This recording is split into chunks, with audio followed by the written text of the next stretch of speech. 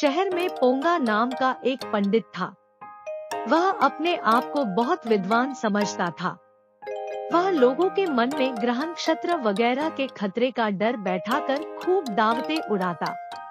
इस तरह उसे मुफ्त खाने की आदत पड़ गई थी। उसे बात बात में चुनौती देने की भी बुरी आदत थी। होली का त्योहार पास में आया तो पोंगा पंडित ने मोहल्ले के लड़कों को चुनौती दी। मैं इस बार भी होली नहीं खेलूंगा। आज तक कोई मुझे रंग नहीं डाल सका। आगे भी किसी में इतनी हिम्मत नहीं है कि कोई मुझ पर रंग डाल सके। मैं हर बार अपनी बुद्धिमानी से बच जाता हूँ। तभी सामने से आते हुए टीनू बोला, क्यों दोस्तों, इस बार होली जमकर खेलने का इरादा है तुम ना? लोगों में से किसी ने मुझे रंग लगाकर दिखा दिया तो मैं सभी को जोरदार दावत दूंगा। दावत की बात है तो हमें आपकी चुनौती मंजूर है। देखो, वादे से मुकर मत जाना। नहीं, पंडित की जबान से निकली बात पत्थर की लकीर होती है। घर लौटते ही पोंगा पंडित रंगों से बचने के उपाय सोचने लगा। आखिर उसकी इज्जत का सवाल जो था। अब की बार सभी लड़कों ने कोई ऐसी योजना बनाने का फैसला किया जिससे कि पोंगा पंडित को रंगों से सराबोर किया जा सके। सब बैठकर कोई तरकीब सोचने लगे। आइडिया? टीनू बताना। अभी नहीं, थोड़ी देर में बताऊंगा। रानू बहुत ही जल्दबाज थी। वह जल्दी से टीनू से इसकी बात उगलवाना चाहती थी। उसे भी एक उपाय सूझा। क्यों इसकी योजना पर भरोसा करते हो? मेरी तरकीब जरूर इससे भी अच्छी होगी। आओ, मैं बताती हूँ सबको। फिर वे नाचते हुए गाने लगे। राज की योजना अपनाएंगे, पोंगा पंडित को मजे चखाएंगे। अब मुझे कोई नहीं पूछेगा। राज की योजना सबको पसंद आ गई है। मैं क्यों न खुद ही इन्हें अपनी योजना बता दूं। हो सकता है मेरी योजना राज से भी अच्छी हो और सबको पसंद आए। रुको तो सही, मैं भी अपनी योजना बता रहा हूँ। शायद तुम सबको पसंद आ जाए। हाँ, जरूर बताओ। मेरी योजना तो बस यही तक थी और कुछ नहीं। क्या मतलब? मैं समझा नहीं। पहले तुम अपनी योजना बताओ, तब मैं भी पूरी बात बताऊंगी।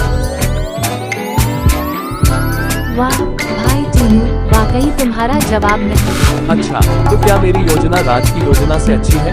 भाई टीनू, मेरी योजना तो सिर्फ इतनी ही थी कि किसी तरह जल्दी से जल्दी तुम्हारी योजना उगलवाई जाए। होली की सुबह पोंगा पंडित अभी सोकर उठा ही था, तभी उसके कानों में कई लोगों की आवाजें पड़ी। चाय मिलेगी साहब, गर्मा गर्म चाय। हमने सुना है कि यहाँ आपने नया टी स्टॉल खोला है।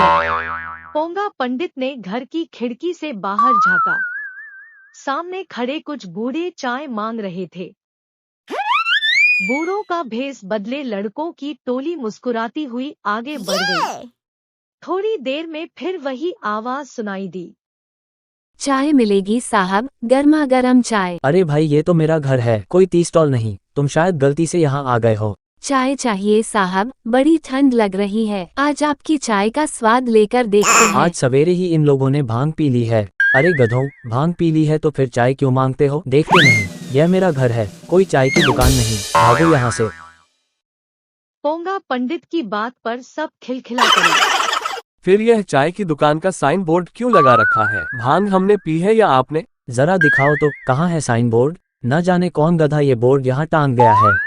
जो ही लाठी तख्ते पर पड़ी, रंगों की बौछार से पंडित का पूरा शरीर भीग गया।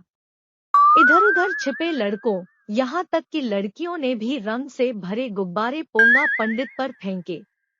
साथ ही ताली पीट पीट कर गाने लगे। होली है भाई, होली है, रंग बिरंगी होली है। यह योजना टीनू की ही थी कि साइन बोर्ड के पीछे रंगों से भरे गुब्बारे टांग दिए जाए। जो ही पोंगा पंडित उस पर वार करेगा, गुब्बारे फूट पड़ेंगे। राज भैया, अब हो जाए दावत। सीमा चहकती हुई बोली। दावत? पर तुम लड़कियों को कैसे पता चला?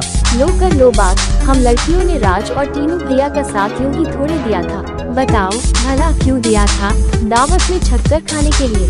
ठीक है, तुम लोग बैठो, मैं अभी मिठाई वगैरह लेकर आता हूँ। ठीक है। कुछ ही देर में पोंगा पंडित खीर, हलवा पूरी और लड्डुओं का थाल लेकर पहुँच गया।